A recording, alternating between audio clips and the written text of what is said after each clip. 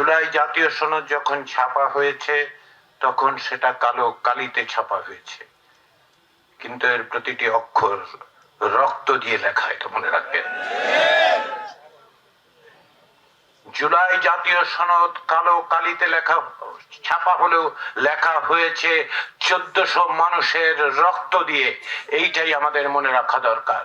গণভোট কোনো ব্যক্তির জন্য ভোট নয়। গণভোটে বলা হচ্ছে আগামী 5, 10, 15, 20 বছর বা তারও বেশি সময় ধরে দেশটা কিভাবে চলবে। আপনি যখন জাতীয় সংসদ তৈরি করবেন, তার সদস্যদের তৈরি করবেন, তারা 5 বছরে দেশ চালাবেন, কিন্তু কিভাবে চালাবেন তারই দিক নির্দেশনা আপনারা দিয়ে দেবেন। কারণ দেশটা আপনার, দেশটা আমার। আমরা বলবো এইভাবে দেশ চলবে। অবশ্যই তার সঙ্গে জাতীয় সংসদে যারা বিজয়ী হবেন তারা তাদের নীতিগুলোকে মিলিয়ে নিয়ে বাস্তবায়ন করবেন, কিন্তু একটা জাতির তো একটা দিক নির্দেশনা দরকার। সেই দিক নির্দেশনাই আসলে তৈরি হয়েছে জুলাই জাতীয় সনদের মধ্য দিয়ে। এই জুলাই জাতীয় সনদ কোনো ব্যক্তি তৈরি করেনি। অতীতে গণভোটে আমরা দুইবার সিদ্ধান্ত দিয়েছিলাম, একবার জেনারেল জিয়াউর রহমানের সময়, এক সময় জেনারেল এরশাদের সময়, যে তার নীতিগুলো বাস্তবায়নের ক্ষেত্রে তাদের উপর আস্থা আছে কিনা। এইবার কিন্তু সেই প্রশ্ন করা হয় নাই আপনার কাছে। জুলাই জাতীয় সনদ অধ্যাপক ইউনূস তৈরি করে নাই, তার সরকার তৈরি করেনি। সরকার উদ্যোগ নিয়েছে, সকলে মিলে সমস্ত রাজনৈতিক দল আলাপ আলোচনা করে যেখানে একমত হয়েছে, কিছু ভিন্ন মত আছে, তা সত্ত্বেও তারা বলেছেন একটা বিষয়ে সবাই, অন্য অনেক কিছুর মধ্যে একটা বিষয়ে সবাই একমত হয়েছেন, গণভোট করতে হবে।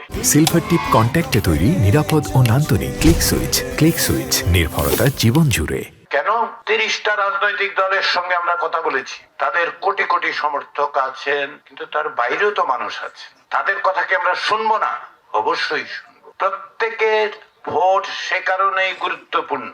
প্রত্যেকেই আপনারা বলবেন আপনারা এই যে দিক নির্দেশনা তৈরি হয়েছে সেই দিক নির্দেশনায় আপনাদের সম্মতি আছে কিনা।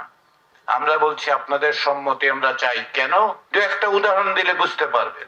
বাংলাদেশের বিদ্যমান ব্যবস্থায় যে কোনো দণ্ডিত অপরাধীকে রাষ্ট্রপতি চাইলেই ক্ষমা করে দিতে পারেন।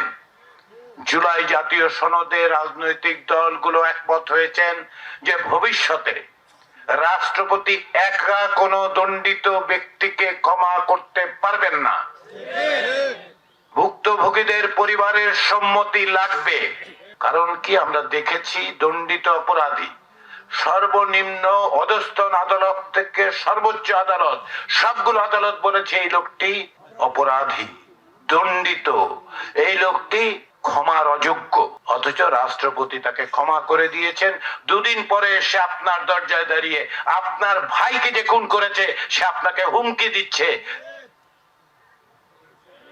এই ব্যবস্থা চলতে পারে না।